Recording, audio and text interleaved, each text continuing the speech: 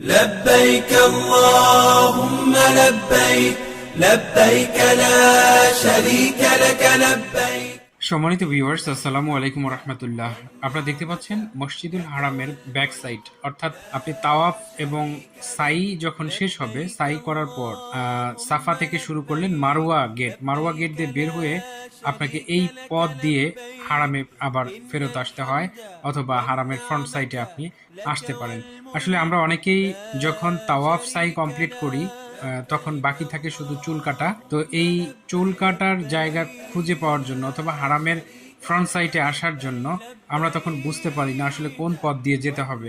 তো অনেকেই উল্টা পথে আবার চলে যায়, কিন্তু আসলে মূল সিস্টেমটা হচ্ছে আপনাকে যেখানে সাই শেষ হবে মারোয়া পাহাড় থেকে, এই মারোয়া পাহাড় থেকে সাই শেষ হলে আপনাকে এই আউটসাইডে বের হয়ে আসতে হবে। হারামের আউটসাইডে বের হয়ে এই পথ দিয়ে, এই যে লোকগুলো যাচ্ছে এই পথ দিয়ে, এই ব্রিজটার নিচ দিয়ে আপনাকে আবার হারামের ফ্রন্ট সাইড অথবা হারামে প্রবেশ করার আপনি সুযোগ পাবেন।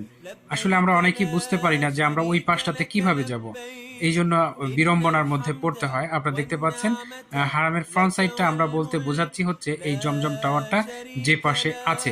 এই যে দেখতে পাচ্ছেন সাফা পাহাড়ের পাশ দিয়ে কিন্তু এই রাস্তাটা গেছে, এবং এই রাস্তাটা কিন্তু আপনি নিচ দিয়ে আমরা যাচ্ছি যদিও, কিন্তু এটার উপর দিয়ে কিন্তু একটি ব্রিজ করে রাখা আছে।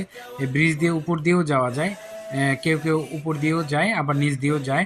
আসলে ভিড়ের পরিমাণ বেশি হওয়ার কারণে এই জায়গাটা এইভাবে করা আছে। আসলে প্রতিনিয়ত কনস্ট্রাকশন কাজ চলছে, আরও সুন্দর আরও মসৃণ করে যাতায়াত যাতে মানুষ করতে পারে সেই জন্য ব্যবস্থা নিচ্ছে সৌদি কর্তৃপক্ষ।